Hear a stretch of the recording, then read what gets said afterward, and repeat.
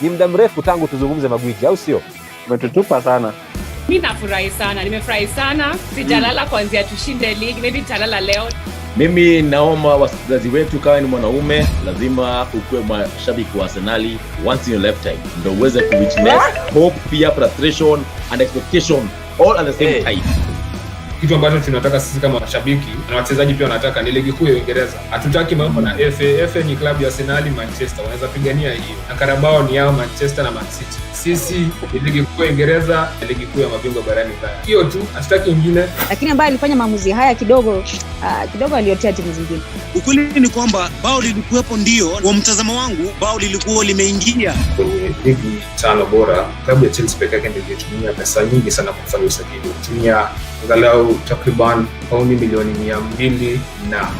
Let me tell you one thing, you can never have a lot of tactics when it comes to football. You have to have one. You look at Ferguson, he had one tactic, right? Na ilikuwa time is never up for Manchester United.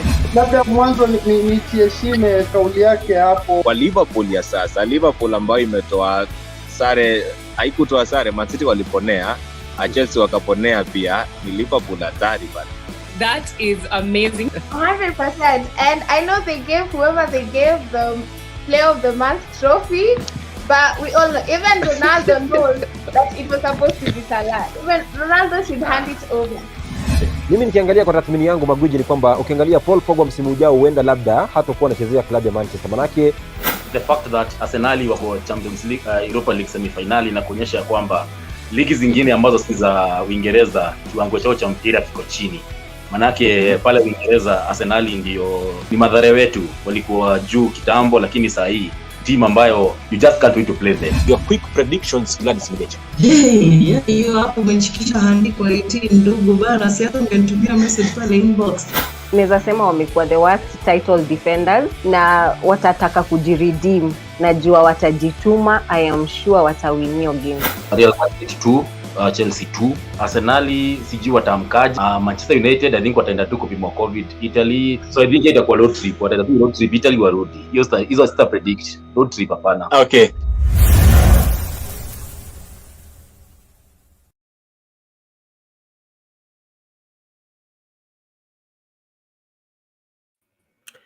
Namna kama ilivyo ada kila siku ya Monday kuanzia saa 2 hadi saa 3 ni wakati rasmi wa kupanda kwenye jukwaa la mashabiki kuweza wanasemaje kuhusiana na mechi ya weekend iliyopita, kuweza kuangazia weekday 13 ama game week 13 katika ligi kuu soka Uingereza, kuweza kujua mambo yalikuwa, na pia kama shabiki wewe yako ni ipi. Kama na usemi wote ule, changia mjadala wa siku ya leo ukiwa kwenye comment section au pale kwenye mtandao wa YouTube na Twitter, na pia kupitia mtandao wa WhatsApp. Niambie unasemaje, kauli yako ni ipi kuhusiana basi na mada tofauti tunazozungumzia katika kipindi cha leo. Karibu sana mtazamaji wa kipindi cha leo. Mimi ni Jason Sagini, the Sports Archbishop. Wenzangu hapa washakaa mkoa kula, na karibu sana Diana ambaye ni shabiki mgeni kwa leo, ni referee vile pia ni kocha wa kike na pia ni mchambuzi wa masuala ya soka. Wengine wote walio hapa bila shaka unawajua, wamekuwa hapa mara si moja. Hawa si wageni, wenyeji ambao siku zote huwa wanaambia kwamba wao ndio wa kumkaribisha mgeni Diana. Kwa hiyo niseme karibu sana pia vile kwa wewe mtazamaji kutenga muda kujumuika nasi kuanzia sasa hivi hadi majira ya saa 3 za Afrika Mashariki usiku wa leo, kuweza kujua game week 13 imekuwaje kwenye ligi kuu soka Uingereza. Lakini kwanza tutaanzia katika ligi ya mabingwa bara Ulaya, ambapo unazungumzia UEFA Champions League, ambapo vilabu kadhaa vilishusha daraja na kuelekea kwenye ligi ya daraja la pili la bara Ulaya. Unazungumzia UEFA Europa League, na hivi vilabu unazungumzia klabu ya Juventus, unazungumzia klabu vile vile pia ya Barcelona, vile vile pia unazungumzia klabu ya Sevilla, pia klabu ya Atletico de Madrid ya kule Uhispania. Klabu pekee inasalia katika ligi hiyo ya mabingwa bara kutoka Hispania ni Real Madrid. Lakini kwa kuanzia tu labda undercover, vilabu hivi vyote vinne ambavyo vimeondoka kutoka kwenye ligi kuu ya mabingwa bara Ulaya kuelekea kwenye ligi ya daraja la pili la UEFA Europa League. Je, ni muda sasa kwamba vilabu hivi vimeanza kushusha hadhi, ama kwa kimombo anasema kwamba are these teams slowly becoming extinct? Asante Sagini, mwanzo nishukuru kwa nafasi, alafu pia nitoe apologies. Last week sikupatikana because wale watu wa umeme walifanya ile kitu, but Tunashukuru Mungu tuko wote hapa. Kujibu swali nikikuja kwa swali yako Sagini, nafikiria hizi teams all the teams kidogo, hata nirudie tu kwa niaba ya msikilizaji, kuna Ajax, Atletico, Barcelona, Sevilla, Juve na pending kuna Milan, because if Milan watapoteza mechi yao against RB Salzburg watashuka. Spurs if at all watapoteza against Marseille watashuka. Tuzungumzie ambao wamepoteza, ambao washashuka kwa sasa. Tuko na Ajax tunaweza sema due to ile nature yao ya ku cash in on their best players kidogo na feel imewachenga. Alafu utaangalia Ajax ni timu ambayo a few seasons ago walikuwa kwa semifinal ya UEFA Champions League against Tottenham Hotspur, wakitolewa in the second round after Spurs kupiga comeback moja safi. Barcelona sote tumekuwa tukiona everything that imekuwa ikihappen pale, na nitaleta quote moja interesting sana. Wakati Messi alisema in the last 11 years we've won 8 titles. In future watu wataona how difficult it was, na true to his words, sasa imeanza kuonekana kwamba ile Barcelona ilikuwa na decline, na sasa hizo cracks zinaanza kuonekana. Xavi ameingia pale kidogo, ningetaka kusikia maoni ya Dani sana kuhusu Xavi.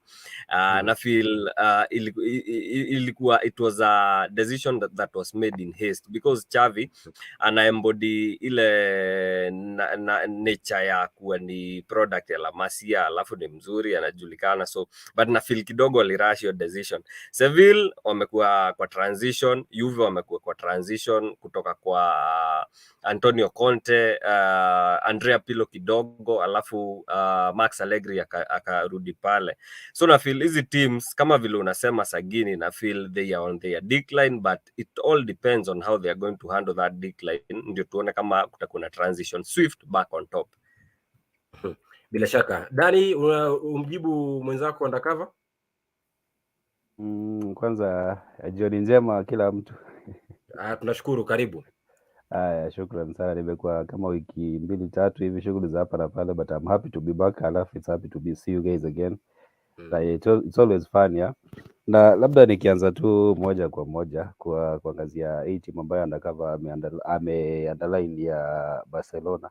I don't think, unajua, after a sustained spell of success kuna always decline. You can go back to the likes of kina AC Milan huko nyuma, Liverpool. There was a point where walikuwa very successful at Manchester United. So I think for Barca they were just trying to microwave hiyo situation where they move out of it, wajaribu kurecover zile hadi wajaribu kureplicate ile success ya kina Xavi, which is impossible.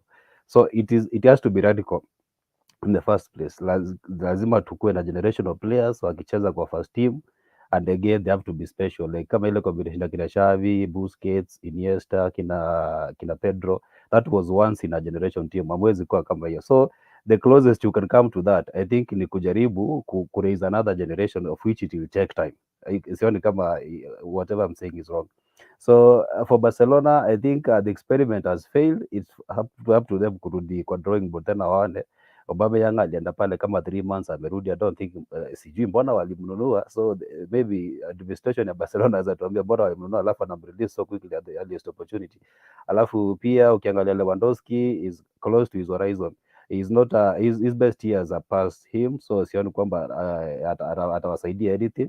So it's going to be really difficult for them kama hawata find a long term solution, na hii inakuja in terms of kupata young players ambao ni prospects or develop, waone kama they can come closer to what they were. Team ambayo I'm very disappointed about ni Atletico Madrid, kwa sababu ukiangalia ile team yao Club Brugge wako number 1. Can you imagine? Wakati ile draw ilitoka mapema, Atletico Madrid walikuwa favorites kutoka kwa ile group, but ukiangalia vile iko hiyo table, FC Porto number 2, Club Brugge wako na 10 points. Of course zingine wametoka kwa Atletico Madrid, alafu zingine wametoka kwa hii timu ya huko nyuma Bayer Leverkusen. But to me wakati walifanya draw nilikuwa naona favorites kutoka kwa hiyo group ilikuwa Atletico Madrid na timu ya Bayer Leverkusen, but hao favorites wangu ndio wako number second last na number last. So I think for Simeone, they are on their decline. I think it's poor decisions. especially kama ukiangalia Joao Felix wali invest more than 100 million pounds kumnunua kutoka club alikuwa, but the fact that he's not featuring for the side na wana struggle kufunga mabao, I don't think ina make sense in terms of from a manager's point of view. As a manager you should be able to recruit players ambao unatumia. Alafu pia ukiangalia Sevilla I don't think wako on their decline because wao ni Europa League caliber.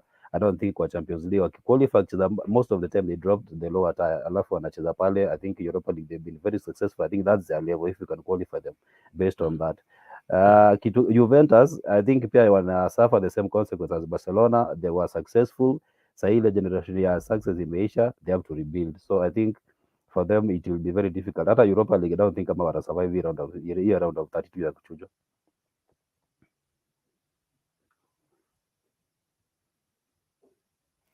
Mariga, on your side, what kind of competition are these 4 clubs bringing to the Europa League? And should Manchester and Arsenal feel threatened at the moment? Kulingana na mimi naweza sema Manchester, Arsenal watakuwa threatened kwa vile ambazo ni mbili peke yake, kwa sababu ambazo ine ambazo zimeshuka, maybe zenye zitakuja baadaye sizioni sana, ambazo Dan na Undercover mongelea. Lakini upande wangu nawapa sana upato mkubwa sana Barcelona na Ajax, kwa sababu washaanguka tayari mara ya kwanza, hata kubali tena kuanguka mara ya pili. So mimi naona wataleta competition kubwa, na hii kikombe ya Europa sasa hizi itakuwa na at least na utamu fulani, kwa sababu hao walikuwa hapa wanataka ku-maintain record yao ya uzuri, kutaka kuchukua hiyo Europa, na wale wametoka kule wamesema tushaanguka tayari ya kwanza, hatuwezi kuja tena tukuje huku chini tena tukuje tupigwe huku chini tuangushe huku chini. So upande wangu naona competition itakuwa kubwa, na Manchester upande wangu siwaoni sofa kwa Europa, siwaoni kabisa. Alright, tunaomba kwamba siku zote adui muombe njaa, ndivyo wanavyofanya Mariga dhidi ya klabu masimu wao wa jadi Manchester United. Lakini nisome jumbe za shabiki kabla kwenda mbali na kuona Peterson anasema kwamba keep up the good work, asante sana. Andrew Mutungo anasema kwamba niko ndani, tuned in from Kajiado County, thank you so much. Jumba Given anasema good evening from Kisumu Pacho, yuko ndani. Edwin David anasema ashajiandikisha, anasema kwamba Andrew anasema kwamba hiyo jacket huwezi tafutia mtu, inaweza tafutia mtu, zipo hizi by the way, unaweza kuzipata kwa bei nafuu tena zikiwa zimepigwa pasi nzuri sana. Owino Collins anasema kwamba United damu, asante. Pau KE anasema kwamba great job, thank you so much. Franklin Wamkemboi says Arsenal can also win without Saka, yesterday they were very impressive. Okay, tutakuja baadaye hapo kidogo. Lakini Virginia Sancho anasema kwamba those teams hazitushtui sisi Manchester United wakikam by the way. Kaka Charles anasema kwamba shabiki wa Manchester niko ndani Mkweu, asante kwa kujiandikisha. Na kuona Benedito Junior anasema kwamba tulipigwa haki, but hata Manchester niliona ni mrife tu, ni venye hajaanza mbio. Edwin David says this season Europa League itakuwa very competitive. Alafu Elvis Wafula anasema kwamba niko ndani ya Skofu, kazi safi jukwaa la mashabiki. Na tufunge gumzo hilo la Europa League na UEFA Champions League, kesho kuna mechi zile za mwisho za makundi. Lakini kando na hilo kuna michuano ile ambayo ilifanyika weekend jana katika ligi kuu soka Uingereza, ambapo klabu ya Newcastle na Liverpool zote zilipata matokeo ya kuchanganya, kwa maana kwamba Newcastle ilipata ushindi wa magoli 4-0 huku Liverpool ikipata kipigo cha 2-1. Lakini tuanze na klabu hiyo ya Newcastle, na nitaanza nawe Mariga, uweze kuniweka sawa, niambie labda hii form Newcastle ambao wako nayo sasa hivi. Ukiangalia kwenye jedwali la ligi kuu soka Uingereza, Newcastle nafikiri wameshinda mechi zao 4 mfululizo hadi sasa. Labda what does that form mean for Newcastle? Sagini, mimi nitakwambia tena, nitarudia. I remember last time nilizia nakwambia kama kuna timu itasumbua sana ni hawa Newcastle. So hata kama kuna timu sasa hivi mimi kama mwana Arsenal ambaye inanipa tisho kubwa zaidi ni hawa Newcastle tunaongelea, kwa sababu Newcastle ni vijana wadogo, vijana wanakimbia 24 hours, hawachoki, hawataka kupunguza mbio zao. So Newcastle kwa ligi japo hata kama watamaliza top 4 lakini watasumbua sana mno, na sidhani kama kuna kilabu ambaye itataka kukutana Newcastle waichukulia kama timu ndogo. So Newcastle ni timu ya kuogopewa sana. Juu uliona ukiangalia hizo game zao tumesema 4 ambazo za mashinda hizi 4 wamecheza, ambazo tembo wamepiga nayo hawajapiga mao, azinomakisha wanatoka na alama zote 3, na bado wako na ile mentality saizi wanasema watu, ukiongeza mafans wa nini ama coach mwenyewe anasema anataka alale top 4. So maybe next game ya weekend maybe naweza warusha juu tena kidogo. So Newcastle ni timu ambayo nafaa tuiogope sana, na ukiliuliza mimi nasema hiyo itasumbua sana. Hakuna timu itasumbua pale kama hiyo Newcastle. Newcastle wao kufikia sasa hivi nafikiri mara ya mwisho wa kupoteza ilikuwa ni mwezi wa 8 tarehe 31 mwaka huu, mechi ambayo ilipigwa 2-1 na Liverpool 2-1, na kutoka hapo it's been how many games? 1 2 3 4 5 6 7 8 games unbeaten, winning 5 and drawing 3 games. Such a good form. Dani, form ya Newcastle unaionaje? Kwanza I think Newcastle to me it's a project iko way above ahead of its time. Sababu nakumbuka ile takeover ya UAE ikifanyika, chairman wa Newcastle aliulizwa akasema how soon will it take for us to realize Newcastle is a top 4. Akasema they don't want to hurry things up kwa sababu alikuwa naelewa station ilikuwa na, kwa sababu ile time akiwa taken over ilikuwa kwa number 19 kwa ligi hiyo time. So akasema fans wako patient, wakupatie time, they recruit the right players at the time, at the right time, alafu watakuja kutransform fortune zao pole pole, alafu watakuja kurealize wamefika ile mafika. But ukiangalia a year down the line, just one change in management, how amekuja. Alafu funny thing, hii game ya Aston Villa weekend, players 6 ambao walikuwa number 19 last year walikuwa kwa hii timu yenye ameshinda 4 ile ambayo imewapeleka top 4. So that one tells you there's some there are a lot of things ambazo zinaendelea kule Newcastle wanazifanya right. One ni change of management. Ukiangalia kocha alikuwa kitambo na kocha ako sahi, I think he has made the players to believe like they can play at the top level alafu sustain your form. That's one thing you need to realize. Again, as a team ukiangalia transfers zenye walifanya January, Bruno Gimaresh alikuja, Dan Burn alitoka Brighton amekam. Kwa wote ambao nimesema there was around 6 players walisign. Hakuna player alienda above 40 million pounds. I think Bruno alikuwa the most expensive. Dan Burn ametoka Brighton na kitu kama 13 million pounds. But angalia transformation amewekwa defense ya Newcastle. Wako solid, they don't allow easy goals. Ukiangalia pia attacking quota yao kina Wilson, ukiangalia Gimaresh, hata wewe mwenye anafunga there's a boy jamaa amefunga 6 goals in a row, nimesahau jina lake kidogo. Almiron, yes. Hao ni players ambao uko mbele apart from wao kukaa na height, wako na athleticism kwanza, alafu wako na ile precision ya kufunga, alafu they have a mix of size, athleticism alafu na talent. So hiyo ni timu ambayo inakwambia they are just ready to sustain their good performances. Hata ukiangalia sasa hata ile muda ambayo iko kwa organization ya Newcastle, hata playing unit, the fans are ready for the experience. They go into any games wakijua kwamba we are going to experience new things today and we are ready for the journey. Ukiangalia Newcastle sasa the kind of results wamekuwa collect recently, wamepiga Spurs, wakadraw na Manchester United 0-0 ambapo ilikuwa the first game wa Old Trafford na hawajapoteza I think in a very long time. Hii timu wanaweza kwambia in terms of their mentality shift iko almost kuwa complete. So I think sahi what we are witnessing ni that they are just 2-3 transfers away kwa elite side, and they wanaweza challenge the likes of Chelsea, the likes of Manchester City. Nakumbuka the game yao na Manchester City walitoka 2-2 against Arsenal, hawajacheza na umesikia Mariga amesema hataki kucheza na Newcastle. So I think for Newcastle the transformation is progressing very well. What they need to do ni kukaa tu focus, they have the right guy in charge in terms of Eddie Howe, alafu pia wale players ambao wako pale. Hata kuna time Eddie Howe alikuwa anaulizwa kwa January ambayo inakam unaweza ongeza nani, akasema at the moment you have a good unit but we look for areas to reinforce. So hiyo anakuambia kwamba already anajua kwamba players ambao wako na wao they can deliver the goods, but shida ni ile, unajua kuna ile kama kushinda tuseme kama kuqualify Champions League lazima uqualify from preliminary stages pole pole hadi uamini mwenyewe kwamba you can still make it there. But at the moment what they're doing is very very very above excellent. So for me naweza sema anybody mwenye underway say do it at your own peril. Bila shaka undercover on your side, wamesema Mariga na Dani kwamba Newcastle kidogo lazima muogope, manake wanakuja kwa kasi na radi sana. Lakini on the other side there's a club called Liverpool under coach Jurgen Klopp.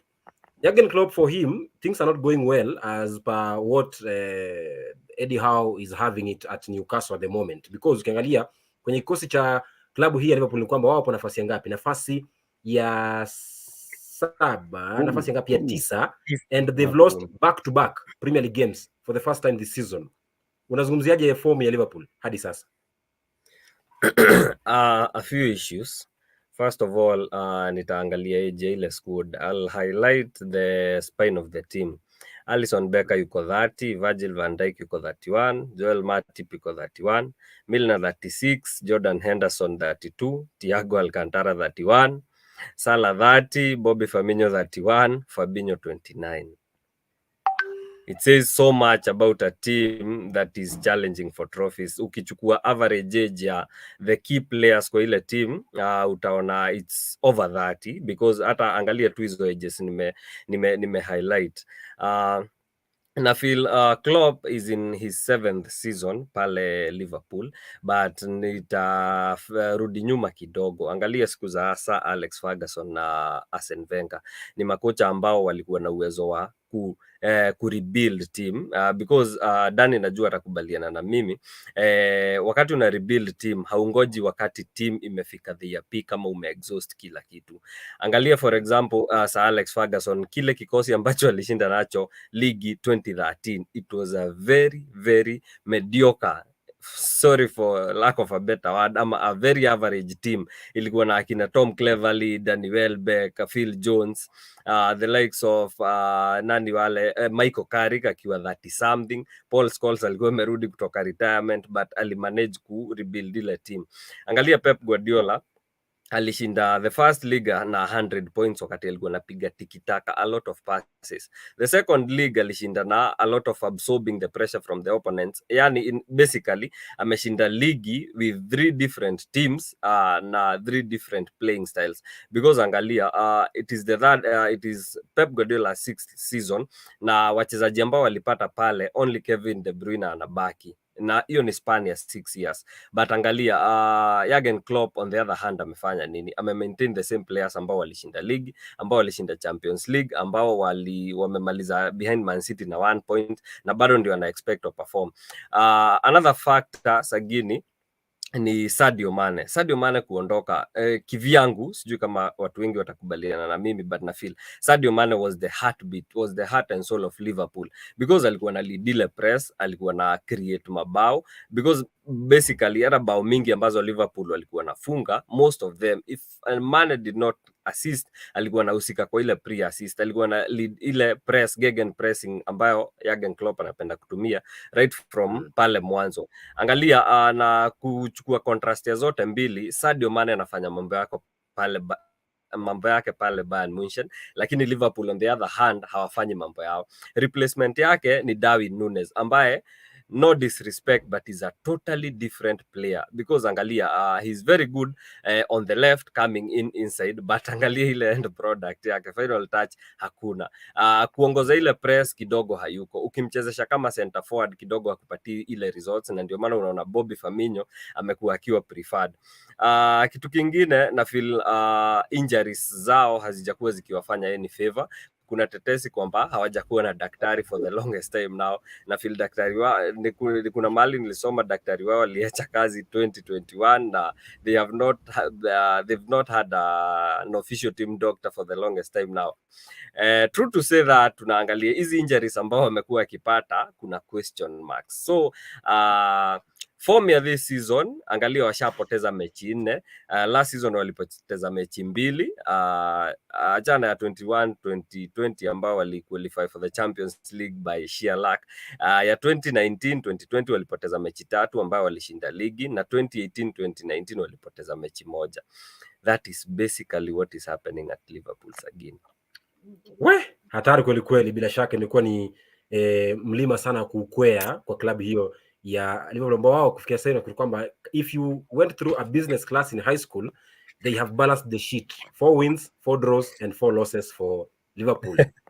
So for Liverpool fans nasema poleni sana, lakini ndio hali hiyo bila shaka yote. Lakini kabla kuja katika mjadala wa klabu ya Chelsea, manake pia Graham Potter he faced his first loss as Chelsea manager.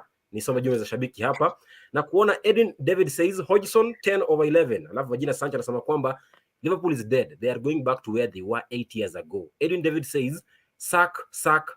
Afutwe kazi bila shaka. Anasema kwamba I've looked at the stats za Liverpool za Klopp his season na za Roy Hodgson zinafanana, 4 wins, 4 draws, 12 points. Something is wrong somewhere. Jumba Given says the 7th season curse has always haunted Klopp, and it's true. At BVB he faced the same thing in his 7th season.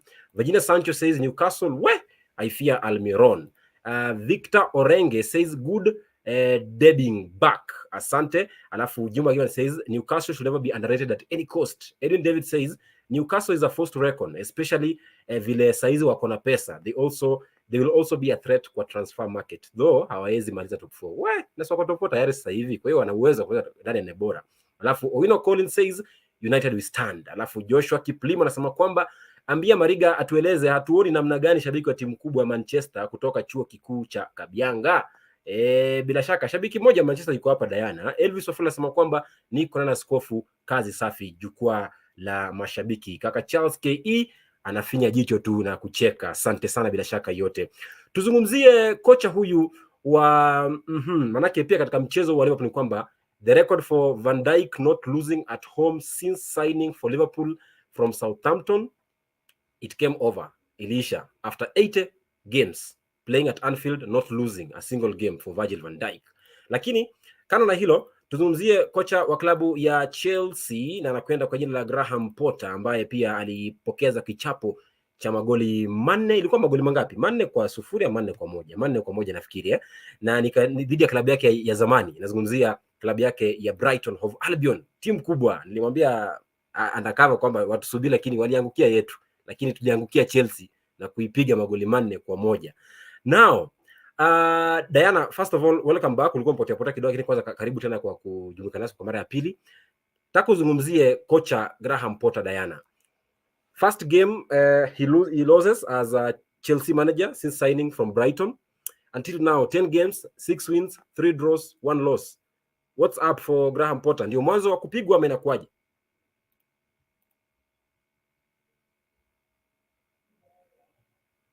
Diana, unmute yourself. Nasikika? Ndio. Nasema kuhusu Graham, si mwanzo, lakini alikuwa amerelax sana, yani alijiweka kwa comfort zone. Kulingana pia na timu ya Brentford, kila mtu huwa anafikiria kuwa ni wanyonge, lakini si wanyonge vile. Sana sana wana tabia ya kuadhibu hizi klabu zinazojiita vilabu kubwa.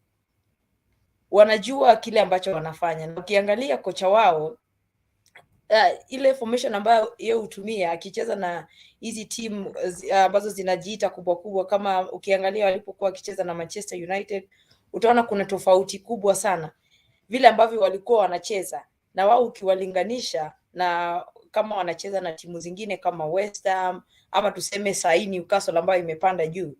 Sasa shida inakuwa kuwa sisi makocha na wale wote ambao wanahitajika kufanya kazi pale, kuna timu ambazo wakiangalia wanasema hapana, hapa ninajua. Sana sana Graham, kwa sababu yeye alikuwa kocha pale, na alipoenda huenda anaambia kila mtu kuwa unajua, ni kama namjua huyu, wako na weakness.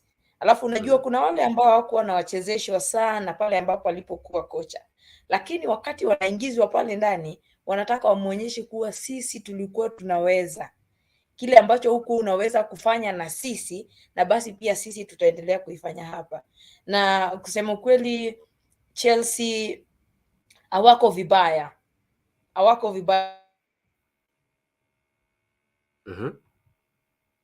Nafikiri mpotea kidogo. Alright. Samahani sana Diana, network inakuangusha, lakini wale ambapo ndio nasema pale ambapo wataweza kujiamini na kusimama kidogo, wataweza kupiga timu nyingi ama pia kuleta draw. Lakini kusema ukweli, Chelsea kulingana na mimi imesimama bado, haina shida. Hiyo ni kama ni kawaida tu ya mchezo, pale ambapo unapigwa unaamka, lakini Chelsea haiwezi linganishwa na Liverpool. Mariga, on your side, do you think it's the first ndio mwanzo wa Potter kupigwa na ndio mwanzo wa kuanguka kwake? Manake alipoingia Chelsea tulisema kwamba labda he's not kind of fit to manage Chelsea. Other said he's a good coach at Brighton, amekuwa kina msimu mzuri. So do you think ndio mwanzo wake kwa kuanguka? Sagini, swali kwanza, Potter akikujanga Chelsea tulizungumzia, na mimi sijui kwa nini sikumpenda wala sikufurahia kuja kwake. Sasa Waswahili husema mkoko ndo maalika maua. So Potter upande wangu ni ukiangalia squad bado amepangiwa mbele ambapo anaelekea kivyangu mimi kama Mariga naona kwazi ipo kuna mlima kubwa sana pa kukwea. Na mimi nilikwambia kitambo Potter akikuja akamwambia uamuzi ambao owner of the club amechukua kumtoa Tuchel kuweka Potter, mimi sijafurahia ama sioni kama amefanya right place replacement nzuri. So na wengine wakasema tu ako mzuri kwa sababu alikuwa ameona Brighton, na Brighton kusema kweli Brighton ni vijana tumewajua tangu kitambo. Brighton watu wanacheza defense vizuri, wakishapotaba chapa bao tu namna hivi wanakuja defense. Sasa uliona mpira ambao aliwekea Chelsea pressure. Hiyo klabu Chelsea acheza nao ama klabu ilicheza juzi ama players wako pale Chelsea ni wale ambao Tuchel amecheza nao awali na akashinda mataji na akafanya vizuri zaidi. So na tena sasa hizo umekuja muongezea moto ingine ndani yake. Sasa na Potter ndio huyo ndo amepigwa na hiyo kikosi. So kulingana na mimi bado leo kesho kutwa mtondo kwenda kataa Potter sio mtu sahihi ama kocha sahihi kwa klabu ya Chelsea. Asante. Idris Mwashuga anasema kwamba Potter will go soon. Edwin David says Dezabi alimfanyia Potter ile kitu. Wilfred Atsia says Nelson yuko Arsenal, hatuna wasiwasi. Shabiki wa Chelsea Wilfred Asiahi. Kaka Charles anasema kwamba Graham bado hajajua first 11 yake. Again they miss Kante pale midfield. Virginia Sancho says Graham Potter isn't fit, atafutwa tu very soon. Edwin David says Sagini, I repeat, Newcastle ni team ya top 6 na si top 4. Akikusikia Elvis Gustavo Indiaza basi wewe utakuwa umeisha, manake yeye ni shabiki mkubwa wa 001 wa Newcastle barani Afrika nafikiri. Lakini Dani, do you agree with the Mariga sentiments? Kwanza tulikuwa na discussion ndefu sana nakumbuka last time kuhusu fitness ya Potter to take over the reins at Chelsea. I think I was the only one mwenye limudefend kwa sababu mimi nilikuwa naongea tactically na vile naelewa philosophy yake ya game. Na after the first game ali draw, si ilikuwa naona ma 0-0 ukaniuliza, do you still believe is the right head? Nikamwambia bado mimi naamini. After hapo ameenda game 9 bila kuchapwa. Unajua let's not analyze games tukitegemea emotional aspect of it. Tuangalie context. Chelsea imekuwa ikicheza game nyingi sana just like any other club, na kuna games ambazo mtakuwa na slow start. Hata Saturday akiulizwa what was your main undoing, alisema we never recovered from the slow start. Ukipiga on goal 2 first half, alafu ukiangalia vile Dana amenote, kuna kitu kingine amenote very important. Kuna player as a coach ukimweka bench akikupata next time anataka kukuprovia point, that could have also played a part. Alafu the environment was very hostile. Mashabiki sijui mbona aliwafanyia nini, they don't even appreciate kazi aliwafanyia. They were very hostile towards him. Hata mimi sielewi kwa sababu during his time akiwa huko Amex aliwasaidia kumaliza their highest position kwa historia yao in the Premier League. So why should you be hostile to such a guy mwenye amewasaidia? I still believe is the guy. Unajua in the hata Man City ile game amechapwa na Liverpool, you have games like that in a season. Amwezi shinda games zote, and again you cannot have a perfect performance game in game out. Kuna game mtaslip out of baby kuwa na ile run ya game poa 9 unbeaten. Kuna time mnaweza carried away na moment feel itakuwa easy, but upata huyo opponent amejipanga vizuri. Still kuna kitu Mariga pia amenotice sana kwamba haja realize first 11 yake, bado is struggling to find his first team. Note you ni kwamba sahi anacheza bila namba 9 ambaye ana score. Obama akajakuwa kiperform, Kai Havertz ambaye si hata out and out amekuwa akifunga mabao. What if amepatiwa a full season, ile amepata identity, amepata timu yake, anajua who plays where, is a very dangerous manager to joke around. So I feel let's not analyze him based on emotion, sababu alikuwa Brighton, alikuwa timu ndogo sijui. Look at the track record ya kijana. Look at the track record of the guy. Ame progress throughout. I think hii chance ya Chelsea alichukua kwa sababu alikuwa na feel he need to prove something to people kwamba pia na yeye in the course of his growth anaweza manage timu kubwa and anaweza deliver results, and he has been delivering up to this point. Yeah, very true. Undercover, on your side, baada ya mchezo wa Brighton na Chelsea, kocha Graham Potter alisema hivi, alisema kwamba Brighton deserve the win. You have to say congratulations, we win and lose together, so we have to take stock and move forward. He still said the scoreline and the defeat is a painful one. Kwa huo mchezo wa Brighton na Chelsea, Undercover, mapungufu ya Chelsea yalikuwa ni gani, and what were the strengths for Brighton? Umeniuliza swali, hata kama ungeniuliza hii lazima ningeitisha wakati niijibu.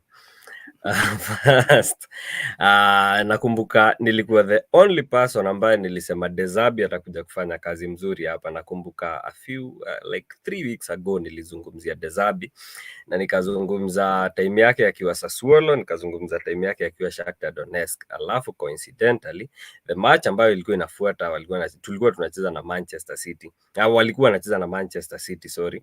After that game nakumbuka Pep Guardiola alisema wachezaji wa Manchester City hakuona mchezaji hata mmoja akiingia Instagram ama Twitter kupost how the match was. They were physically and emotionally drained. Tukuja kwa hii mechi ilikuwa pale.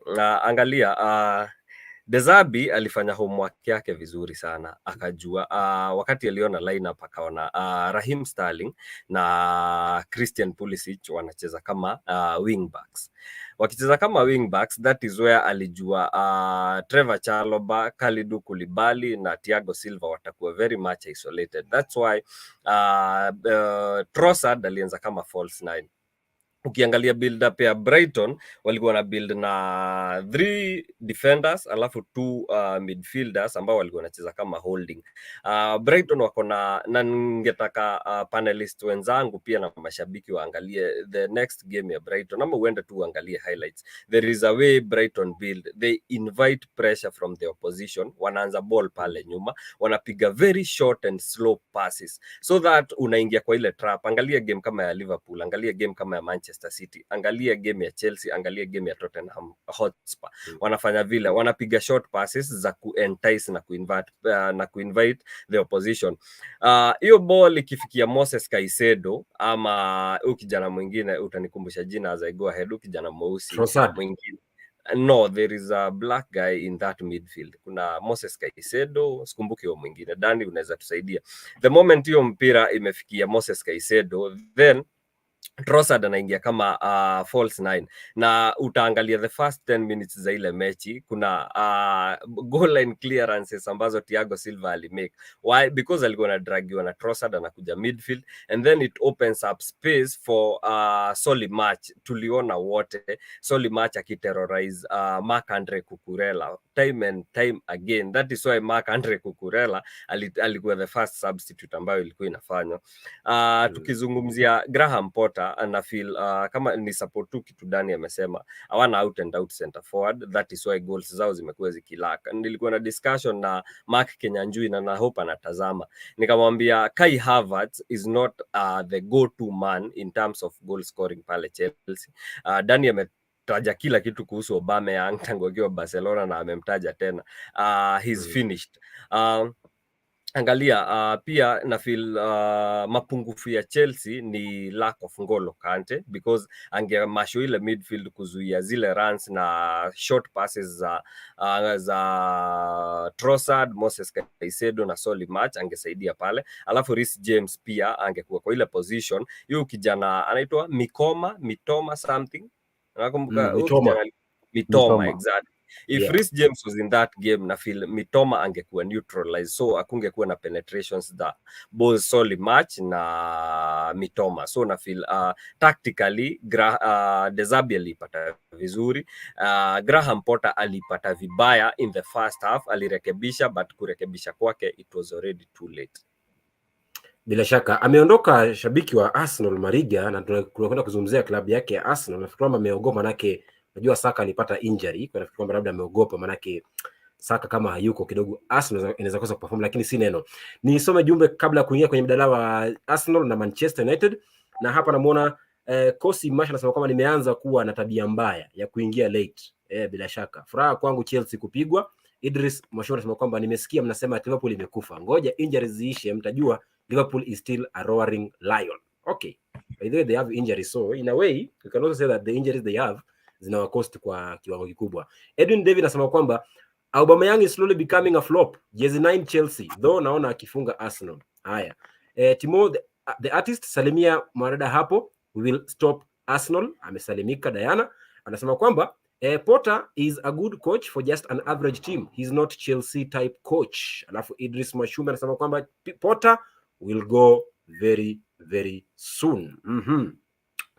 Inasalia dakika ngapi? Dakika 20 kuweza kuzungumzia klabu ya Arsenal na Manchester United. Haya, tutaanza na mchezaji huyu ambaye alipata jeraha. Anazungumzia Bukayo Saka katika ushindi wa magoli 5 kwa yai dhidi ya Nottingham Forest, ambao tusema wiki jana kwamba haitakuwa rahisi kwao kuilaza Arsenal kama walivyoiduaza Liverpool kwenye weekend ya juzi, lakini wao walibamizwa magoli 5 kwa 0 na klabu hiyo ya Arsenal jana, akifunga magoli 2 Reiss Nelson pamoja pia na fikiri Odegaard alifunga, na bonge la shuti, bonge la bao Thomas Partey raia wa Ghana akifanya mambo kuwa matamu kweli kweli. Lakini jeraha lake Bukayo Saka, Diana, how will it affect Arsenal as they look forward to maintain the top spot in the Premier League? I think Bukayo Saka alikuwa anacheza vizuri mbele, amekuwa akilink vizuri mipira, finishing imekuwa sawa, lakini kile najua kuwa injury yake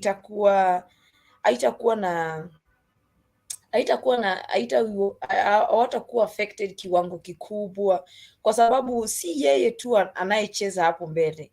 Watu wengi hapo kwa Arsenal imekuwa build up kuanzia nyuma hadi mbele. Kuna hata Jesus akicheza mbele, kwanza akijoin attack, most of the time akicheza 10, akijoin attack, inakuwa the link between the flanks, na hapo katikati bado inaendanisha vizuri kabisa. Lakini shida ambayo ninajua itafanyika sana na Bukayo Saka itakuwa mpigo katika timu kuu ya Uingereza, England, lakini katika timu yake haitakuwa kikubwa sana, kwa sababu kocha yule anajua kuipanga timu yake sana. Lakini shida pia imekuwa katika hii Bukayo amekuwa overworked. Ukiangalia hizi friendlies ambazo Uingereza imecheza na kila mahali, yani wachezaji wote sana sana wa England wamekuwa overworked, na haswa ukiangalia mabao ambazo wanapigwa, hii yote ninasema tu kwa sababu Saka amekuwa akicheza mechi zote 5 ambazo wamekuwa akicheza, na amekuwa akifanya kazi vile vile. Na pia kusema ukweli, kuna pale ambapo unachezeshwa sana ndio unapenda kucheza, lakini ukiwa umechoka kuna vile vitu kama mchezaji unaanza kufanya kwenye uwanja, kama kusema, yani kama kocha wako akikwambia uache kuhold mpira, we ni mzuri ndio, lakini wakati una hold mpira ni kama una invite injury, si ndio? Lakini kusema ukweli ni kuwa Bukayo, mimi kulingana na vile naangalia Arsenal ni timu ambayo ikitaka hata kushinda itashinda vizuri, kwa sababu inafanya kazi kuanzia nyuma hadi mbele, hata wawe na Bukayo ama wasiwe na yeye. Sasa mimi kwangu naona kuwa Bukayo haina shida yeye, hata akiwa, mimi kwanza naonelea apumzike kidogo kabla hajafikiria kucheza World Cup. All right. Mariga, on your side, as an Arsenal fan, now this is a guy who has scored 4 goals and 4 assists in his last 7 games. Now, will you miss Bukayo Saka or it won't affect you, as Diana says? Kulingana na mimi, upande wa Saka, japo tuko na pigo ndogo na bado ni pigo kubwa, lakini pia ni wakati mzuri wa Nelson kuonyesha umahiri wake na kutaka kocha amtumie, hata kama sio leo tu, hata wakati Saka atarudi, kocha aona nilitumia Sagini, lakini niliona Sagini alifanya vizuri, so kumaanisha Sagini pia kama nilikuwa nampea dakika 5, acha nimpee dakika 20. So hii ni wakati mzuri wa Nelson kujiuza na kufanya vizuri na kumfurahisha kochi. Lakini tukiangalia upande wa Saka, according to me, Saka najua alikuwa ni mtu anasumbua defense, kwa na bomoa defense vizuri, mpaka anafanya defense anachoka ndo. Mariga, mute whatever is playing at the background, tusije tukafungiwa channel, manake nasikia ni kana kwamba ni content ya EPL. Mute kindly your background first before going on air here. But as we come back to you, wacha nizungumze na Undercover.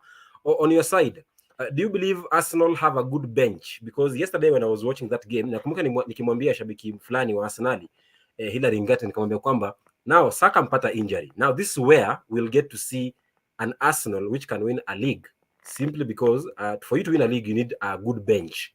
Now, do you still believe that they have a good bench? They have a good substitute for Bukayo Saka? First, kujibu hiyo swali, it was just Nottingham Forest. Everybody beats Nottingham Forest isipokuwa Liverpool. So they should not get carried away so much by the fact that walishinda na 5 goals against bottom placed Norwich. Kukuja kwa swali yako, unajua kuna depth Sagini, nadhani mtakubaliana na mimi, and then there is the quality of the depth. Kuna tofauti kubwa sana. Unaweza kuwa uko na depth, you have so many players but very average players. Angalia, Reece Nelson ndio aliingia, it's a good thing. Kinyanjui Mark nimemtaja mara mingi sana, but it is because aliozungumzia hiyo injury sana, akasema it is a much needed rest because Saka alikuwa anatumika pale. It gives Reece Nelson an opportunity ya kujiprove, but fikirie hivi, Bukayo Saka, Gabriel Jesus, Thomas Partey, Ben White na Ramsdale, hao ndio the key players kwa system ya Mikel Arteta. Sasa Bukayo Saka ameondoka, what is Arteta going to do? Ndio Reece Nelson yuko vizuri, but Arteta ita call for him to adjust to whatever he's been playing, ama ile philosophy amekuwa akiimplement pale to fit another player mwenye anaweza cheza pale. Gabriel Jesus tulimuona Manchester City akicheza on the right, sometimes on the left, but then again replacement ya Gabriel Jesus ni nani? Eddie Nketiah, surely. Wakati teams kama sitatumia Manchester City nisikuwe very much selfish. Angalia, wakati timu kama Newcastle wanatoa Callum Wilson, wanaweka Alexander Isak. Angalia, wanatoa Miguel Almiron, wanakuwekea a very good winger. Unaona, wakati Liverpool wanatoa Darwin Núñez, wanakuwekea Diego Jota. Arsenal watakuwa wanatoa Gabriel Jesus, wanaweka Eddie Nketiah. Surely we are competing for the Premier League. This is not the FA Cup or Carabao Cup. So bottom line is there is difference between depth and quality in depth. Arsenal ndio wako na depth lakini hawana quality in depth. Danny, do you agree with that or do you have different sentiments? If Saka is not around, who can replace him? Because tuliona alipokuwa kwenye mkeka Thomas Partey na walipomkosa Granit Xhaka, ilibidi mtumie Lokonga ambaye mashabiki wengi wa Arsenal wanampendi, lakini Saka safari hii yupo, na nani huenda akachukua nafasi yake na kucheza vizuri kama alivyokuwa anafanya Saka mwenyewe? Unaona kuna Mark aliobserve kitu kingine. Was it yesterday alisema ilikuwa yesterday, actually it was yesterday after game ya Nottingham, akasema kwa poster boy ile generation ya Jordan Sancho ilikuwa huyu mkijana Reece Nelson.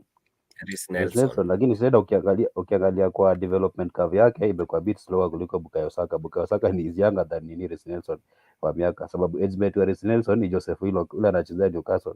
Walikuwa academy ya moja, wakagraduate wakaingia first 11, but kupata game time ikakaa ngumu. Wamekuwa shift out several times kwa kwenda on loan kupata playing experience. Last season na Reece Nelson alikuwa Netherlands akichezea, ilikuwa Feyenoord against. Lakini sasa Joseph Willock yeye akajichallenge akasema acha niende kwa timu ya Premier League nipate the much needed experience. Alienda permanent because he said we need more playing time. So which inamaanisha actually you don't have to go too much behind to realize the impact ya bench ya Arsenal venye iko very poor. Hii game amecheza na Southampton wakadraw last week ile 1-1.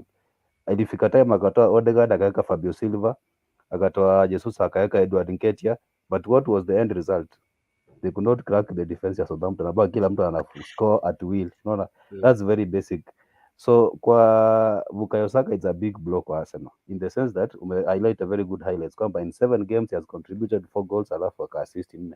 Those are aka-assist 3 hapa 4. So 4, so that's he has directly been involved in 8 goals. So ukitoa hizo minus 8 goals, kuna games ambazo wangepoteza, kuna games actually wamekuwa na 1-0 nyingi sana, so it's going to be a very huge impact.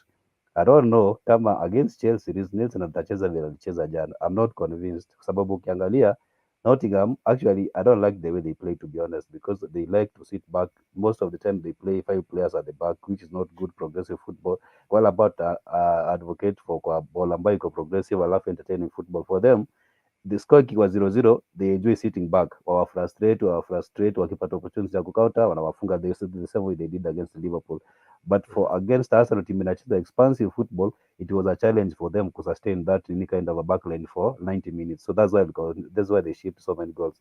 So Arsenal when they come up against elite teams ambazo zinahitaji utumia akili na talent and all those combinations, itawakalia vigumu sana. Reece Nelson I don't think atakuwa replacement directly, maybe Arteta ataweza kuweka mtu mwingine acheze hapo, but auwe hiyo wing. So that's the only option akona, auwe hiyo wing, aanze kutumia central through kwenda kupita kwenda mbele, ama hiyo side nyingine ya left huko juu. So right. it's very, yeah. Just to remind you, Bukayo Saka in this season akona nafasi ya pili kwa kuchangia magoli 10 pamoja na assist. Kwa hiyo is a very key point for Arteta this season. But then at the same time this guy Reece Nelson ukimwangalia ni kwamba acha nitoe hii uweze kuona vizuri. Goli moja, one game, 2 goals, 1 assist. And you can compare him with all these 3 guys who have been playing more than 5 games in the Premier League. So in other words, Diana says in the comment section here that Reece Nelson is a good replacement for Bukayo Saka. But then, shabiki wa Arsenal, Mariga, do you have confidence in Reece Nelson as a substitute for Bukayo Saka who is injured?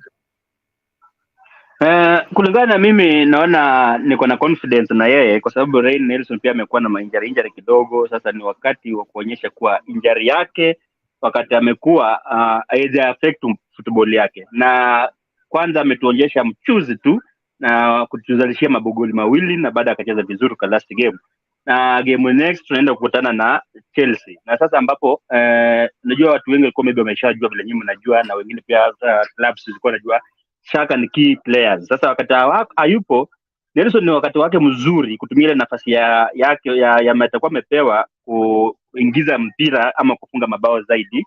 Ni vile kama vile tunaweza kutumia example na Haaland. Unaona sasa wakati Haaland alikuja kucheza na timu zingine kwa najua Haaland ndio key player wa City. Sasa tukishika Haaland tumeua City mzima.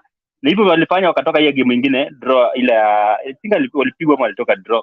So pia hapa tukirudi kwa Saka kulingana na Diana vile amesema, mimi naona sasa ni wakati ambapo pia Nelson atacheza na umaarufu na tajriba na kujituma zaidi, ili hiyo nafasi hata kama Saka atakuwa ako available apewe dakika kidogo tu za kumalizia mchezo, ama sababu ikienda kukuja asitolewe mapema ama dakika kama bado ziko mingi sana, atolewe dakika za mwisho tu, hata kama Marquinhos atacheza kama Saka atakuwa bado yupo. So kulingana na mimi naona ataweza mboga.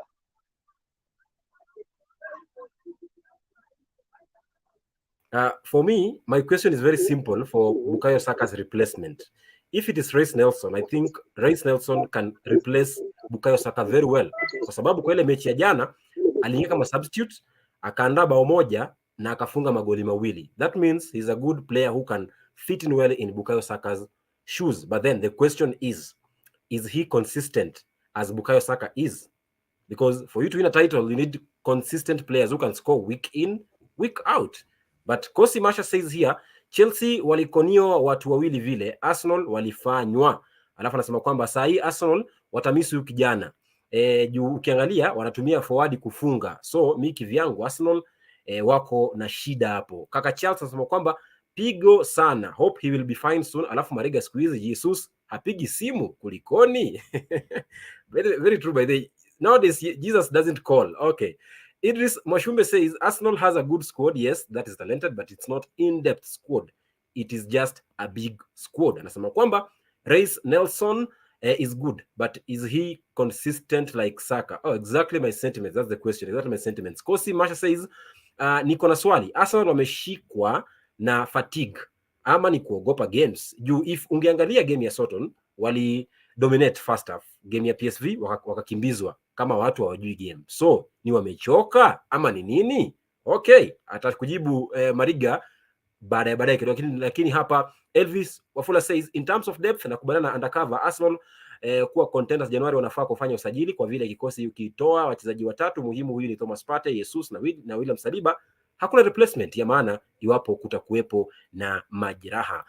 Hoods Coach says following bro long time, asante kwa ndani. Nasema kwamba I think Partey is on another level bila shaka, lakini I understand Arteta said in the January transfer window he will be aiming to make 3 transfer signings. So maybe manake ni chini ya siku ngapi, wiki kama 2 hivi aweze kufanya mabadiliko hizo, angalau kuweza kuongeza moto kwenye ama kuni kwenye moto wake wa kukimbiza taji la ligi kuu soka Uingereza msimu huu. Lakini kando na hilo, I think let's move on to this club called Manchester United. Klabu yake Diana na ilipata ushindi wa goli 1-0 dhidi ya West Ham yake Dani Ogega, goli 1-0. Mechi ambayo nafikiri kwamba kwa mtazamo wangu I think Manchester waliponea. That game should have ended in a draw. But undercover on your side, undercover, the return of Maguire. Kwanza kabisa, how do you unazungumziaje mechi ya jana ya Manchester na West Ham kabla ya kuzungumzia Maguire?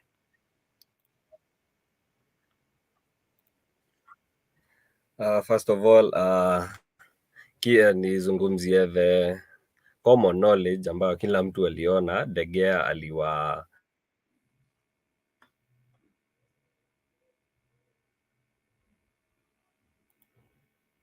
Alright, amepotea kidogo, nafikiri amepotea, lakini ina neno. Danny, on your side, do you think Manchester deserved a point? Yeah, yes and no, because nilikuwa najua vile game ilikuwa inaisha. Nilikuwa kuna shabiki ya Man United kwa na ball mjini kama if mwezi first half, second half itakata, kwa sababu unajua Moyes amekuwa kistruggle na kuchagua kikosi. Initially ilikuwa, unakumbuka timu ilikuwa very successful last season, alikuwa anajua Antonio anaanza mbele, Bowen kando, Fornals hapo katikati, alafu na kina Lanzini hivyo. This time by amebuy Skamaka, of which I don't think is Premier League quality. Hata presence kabisa. Na nilikuwa najua kina Mawayo angepata easy time kucheza hiyo time, sababu Skamaka hawapati pressure for one, hawapati homework. Unaona Bowen are isolated. Kama una combination play na striker wako mnacheza naye up front, bado uta struggle as a winger, because hizo cross unaleta bado mna turn over the ball to the opponents, alafu wanawapata. So for Manchester United yesterday second half they barely survived, kwa sababu De Gea asingecheza jinsi alicheza jana, I think tumetoka either na point moja ama tushinde. But that is not all, kwa sababu ukiangalia cha muhimu ni kwamba ameshinda. Najua yule mwenye ameshinda tunaongea kumhusu at the end of the day, na mwenye amepoteza, regardless of how good you played, we don't focus on you so much. I think wale ambao walikuwa mnasema Cristiano anastahili kuanza, jana alianza and you know what he did, so not very impressive, but alikuwa tu pale. The guy I'm happy about ni Marcus Rashford, kwa sababu naona ni kama anaanza kurudisha ile groove yake ya kupiga mabao, move from kudrift kutoka wide akikuja ndani, alafu pia anajaribu kupata position yake. Hadi kuna argument watu wamekuwa kisema is supposed to start for England, and that's for a good cause. So for Manchester United side chenye nasema they're not playing that well, but they're winning, but the fundamental should be ile framework yenye Ten Hag anaweka. Leo wameanza kuielewa sasa. Shida ni ile niko nayo ni kwamba ukiangalia hata first half wakati mnacheza mko kaliba ya Manchester United, mnacheza na timu kana kaliba ya West Ham, we should not see you struggling kupiga 3-4 passes zikiwa complete. You should not struggle ku build up, of which si kuona. So as much as mnalanda hii framework, lazima pia tuone mkiwa ile growth. Unaona Ten Hag amekuwa pale sasa tangu season ianze, sasa ni kama 11 matches zimeenda. Lazima tuone kwamba mcheza against a smaller team, lazima mkue mna build up play, hizo crosses zinakuja, you threaten. I think Eriksen alicheza vizuri I mean jana. So hiyo ndio ile nilikuwa nasema, hata nilikuwa na suggest Sancho angeanza, at least angeleta utulivu pale mbele na ile ya kutoa pressure. But sasa ile ingine Cristiano hana, yeye anataka tu kuharakisha kupiga mbele kuenda kufunga, but in the real sense you guys should be building up. Wakati mnacheza timu ambazo in terms of resources, in terms of caliber and everything wako way below you, lazima tuone hiyo confidence, lazima tuone difference kwamba mko home na mnacheza na West Ham, sio Liverpool. You should spot the difference. Bila shaka kabla kuja kwako Diana, wacha nizungumze na Mariga, because in that game Rashford alifunga bao lake la 100 and today is his birthday, so we have to wish him a happy birthday first of all for Rashford, who reached a good milestone, 100 goals in Manchester United colors since that debut goal against Mariga's club Arsenal in a 3-2 win. I should remind you, Mariga, but it's a good comeback for Manchester this season. Now, Mariga, do you feel Manchester now they are back in serious business? Are they now back or still pale pale? Mimi ukiniambia Manchester imerudi nitashangaa sana, na bado wako na kazi mno. Jana mimi kulingana na mimi kama Shetani angeingilia tu tegea apate injury jana peke yake, hata ama tu aumie tu kidogo, si hata injury ya muda mrefu tu, ile game tu ya jana peke yake tu. Manchester leo mimi tulikuwa tunawasalimia high five. Juu ukisema kweli West Ham walicheza game tamu, game ya akili na ubongo.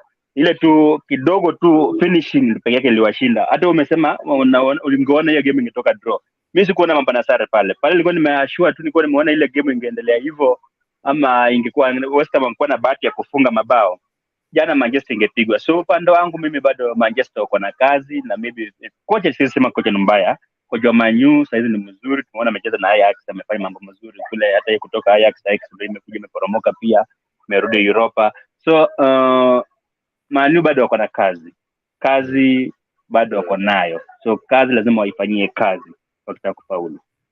Alright, bila shaka kazi lazima waifanyie kazi wakitaka kufaulu, ndio kauli yake Mariga, shabiki wa Arsenal, kusema basi na je, Manchester imefufuka ama bado ipo pale pale walipoanza msimu huu. Lakini Diana, as a Manchester United fan now, last season when the season was coming to an end, and even at the beginning of the season, most of you fans of Manchester were saying Maguire should not be the captain for Manchester United, and ikapelekea kutoanza mechi kadhaa za Manchester United msimu huu. Lakini jana alianza mechi yake nafikiri ya pili msimu huu, na alikuwa na siku nzuri afisini. Now he's coming in at a time when Lindelof was ill, alikuwa na homa kidogo, na Varane alikuwa na injury.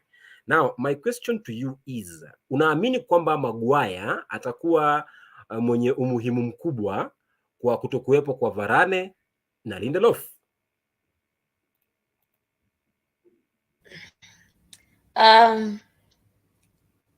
Before nikuambie kuhusu Maguire, kwanza jana tukuangukia kile ambacho kila mtu anajaribu kusema, jana tuliangukia. Ukiangalia wakati tulikuwa tunacheza first half, kulikuwa na chances nyingi ambazo tulimiss. Ronaldo alimiss Eda, kulikuwa na Eriksen pia ambaye angefunga, na pia anaitwa nani, Eriksen pia ambaye angefunga, na pia Fred alihit the post.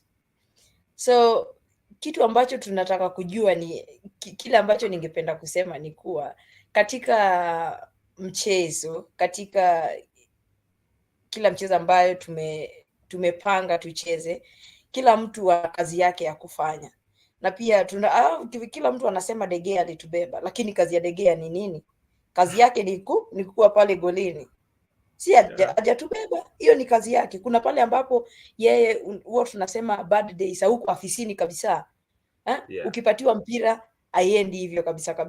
Sisema sasa huyu ametubeba. Kwanza tutoe hiyo kwenye mdomo. Ni jambo mbaya mtu kufikiria mmoja ndo amecheza. Hapana. Ndio mpira ufike hapo, ulikuwa umetoka kule mbele. Inamaanisha kuwa kila mtu amejitahidi ili ifike hapo. Na pia West Ham si timu hivi tu. Ni pia wale wanatafuta pointi zao, wanakuja kucheza. Sasa pia Declan karibu atuharibu kabisa, lakini hiyo ndo kazi yake. Unaona? Kama yule ni forward anafaa kufunga, yule nyuma anafaa kufanya kazi yake. Sasa tunafaa kuangalia kuwa huyu alifanya kazi yake ama hakufanya kazi. Swali ambayo umeniuliza kuhusu Maguire. Mimi nafikiri kuwa Maguire mindset yake imesharudi kwenye michezo, na ako sawa sana kuanzishwa mpira. Najua kila mtu alikuwa ana receive threats na anaambiwa kila kitu ambayo tutakufanyia hivi na hivi. Lakini kama umewahi cheza kandanda, utajua kuwa kuna zile siku ambazo hazikufai kabisa. Yaani pale ambapo ukiingia hivi, ile inaitwa fast touch, mpira inapanda juu hata mnajifunga kabisa. Naamini kuwa mambo kama hayo yalimtokea Maguire, lakini ni yule mtu ambaye amejiweka. Ukiangalia utilivu wake, si kama wachezaji wote ambao watatoka nje pale. Ukiangalia kwenye Facebook yao, utapata kwenye mitandao wanasema maneno mengi, lakini yeye mara nyingi amebaki tu pale akiongelea uzuri wa mpira ambavyo umechezwa, lakini hakuna critics mbaya ambazo wanatoa. Naamini kuwa ilikuwa tu wakati mbaya, na lakini hizo nyakati nzuri zitakuja. Ukiangalia kocha wao Southgate, mara nyingi England imeenda kucheza sijui wapi, hajabaki nyuma. Kwa nini? Ni kwa sababu wanajua kile ambacho anaweza fanya. kabla aje Manchester United ni yule ambaye ni defender ambaye alikuwa anauzwa kwa pesa nyingi sana. Kila mtu alikuwa anamtaka, yani kila mtu anataka Maguire, lakini kuna ule muda ambao kuna muda kidogo tu inataka inakutoka kidogo, lakini ukirudi pale kucheza, mi naamini kuwa alipatiwa muda, amejiaminia, na ndio huyo mi si kuona akifanya jambo lingine mbaya ambalo tulikuwa tunafanya. Ukimlinganisha na Chelsea juzi tu wamejifunga own goals, hakuna mtu ameanza kupiga nduru mtoeni huyo. Ni kwa sababu kila mtu ana muda wake, na pia makocha wanaangalia kile ambacho kinafanyika. Mimi naamini Maguire ako na potential bado yeye kukua hapo, tusije tukamweka sasa tumeachana naye. Ni mtu experience ndio, lakini kuna wakati inatutoka kabisa. All right, Diana, I just hope that when he makes another mistake you won't come here and say Maguire should be on the bench again, because mashabiki wana tabia ya kwamba akifanya vizuri ako vizuri aendelee, akifanya blanda kidogo akae kwenye bench asicheze, kama wanavyomfanyia Ronaldo sasa hivi, lakini si neno. Vagina Sanchez anasema kwamba Bishop, what are you saying? Draw. Me think West Ham versus Manchester yesterday ingefaa kusha sare, maana kama si De Gea. Anyway, Diana amesema kwamba ni kazi yake kufanya kuokoa. It's his work to do the save or to make the saves. Vagina Sanchez says Ronaldo go bye bye. Victor Orenge says show iko fire sana. Alafu Kosi Masha says Manchester tulishinda kibahati. Unaona hata wanakubali. Eric alifanya makosa kutoa Eriksen, angetoa Bruno alikuwa anafanya nothing. Pili angekaa Sancho, angeweka Sancho, time alitoa Elanga, singekimbizwa hivyo. Alijaza mid wote. Manake he made a lot of substitutions in the midfield because he knew what West Ham are capable of doing in the last 5 minutes. And then Erin David says, someone remind me when was the last time West Ham won at the Old Trafford? Okay, sikumbuki, lakini historia siku hizi kwenye mpira haifanyi kazi. Last season. Yeah, FA Cup. Edwin says, Mariga, we are on the long-term process. Anasema kwamba trust Ten Hag, he's implying his principles. Vagina Sancho, good reaction Diana. It's De Gea's work to make the saves. Nice one mama, asante. Kaka Charles KE, nyakati nzuri zinakuja. So Dr. Diana. Kosi Masha anasema kwamba Maguire Z, huyo mtu hapana, jana alikuwa asababishe pena. Aya. Alright, kauli yake hiyo Kosi Masha. Alafu kuna kauli ndefu sana hapa yake Elvis Wafula. Kosi Masha says Maguire amefanya De Gea apige save nyingi bila shaka yote. Alafu Elvis Wafula says ukitaka kuona progress ya team ni jinsi wanapata ushindi kwa tight games. This minimal wins hutokea kwa season, si mechi zote zitakuwa nywe. Arsenal walipata ushindi finyu 1-0 dhidi ya Leeds, City pia dhidi ya Chelsea, City dhidi ya Leicester, si United tu umepata ushindi finyu. Jinsi unajitoa katika mechi ngumu kama hizo zenye shinikizo zinaonyesha tu jinsi na timu inavyoimarika. Ingelikuwa siku za Rangnick au Solskjaer, United wangepoteza jana, ila ukakamavu katika safu ya ulinzi kustahimili shinikizo inaonyesha kwamba wamekuwa na kufanya vizuri. Kauli yake hiyo Elvis Wafula. Now, tukimalizia kipindi, my last question to all of you will be about David De Gea. Of course, yesterday it is his work, as Diana said, to make the saves, but then kidogo alikuwa man of the match katika mchezo. Maana alifanya kuokoa. First of all, he made a save for Kurt Zuma's header. Then second of all, he made a save for Declan Rice shot that was along 42 yards from where he was standing. Now, let me start with Danny. Danny, on your side, De Gea is not in the traveling squad for Spain to World Cup Qatar. Do you believe he's not supposed to go to Qatar? Unajua kocha na national team inakuanga very meritocratic. Kama uperform kwa club itakuwa ngumu sana wakikuweka kwa national team watu wasicomplain. The same jambo leo Maguire akianza against Germany watu wanasema au kama huko maneno tumwone, lakini huko unamweka first 11. So I think kina Unai Simon wamecheza poa, but if I was the coach wa national team ya Spain ningeka De Gea kwa sababu ya experience. Kocha mbaya ako na miaka ya De Gea. Unakumbuka kama ile kocha wa Egypt aliwapeleka hadi final na wakati El Hadari aliumia. El Hadari sikumbuki jina lake vizuri. Mwenye miaka 42. Abu Gabal. Hii afkoni imeisha. Yes. Ule ni kipa alikuja huko alikuwa anajua, lakini anaweza cheza, but his quality in himself. Unaona? Lakini ukimuingiza kwa game ni ule coach, as a coach ukimuingiza you don't have worries kwamba atamake zile basic mistakes ambazo zitafanya mfungue mabao. So ningekuwa coach wa Spain ningempatia chance, lakini ndio hataanza, but nitampeleka tu just in case chance itokee atajiprove pia. Mariga, on your side? Hata mimi naungana na Dan kuacha De Gea. Kulingana na mimi, De Gea ako na tajriba, ako na ubunifu, na tumeona hata kwa mechi zake za awali. So vile Diana amesema example pale, unaweza kuwa maybe siku moja unaweza ingia ofisini upate kazi haiendi vile inavyoenda kila siku. So mimi kwa Spain kumtupa nje, japo Spain pia kuna goalkeepers wazuri na pia wabeba goalkeepers maybe pia watataka kuonyesha mchezo wao, ndio kocha sema kumbe bila mtu fulani tunaweza fanya bado kazi. Lakini kwangu mimi naona ni pigo sana kwa Spain kumwacha De Gea nje.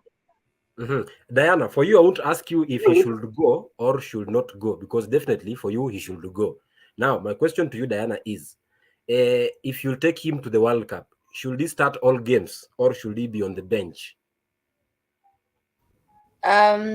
Wacha nikwambie, wacha tu niseme kuwa Coach Luis anapo choose 55 people alafu anamwacha De Gea, that's so unfair.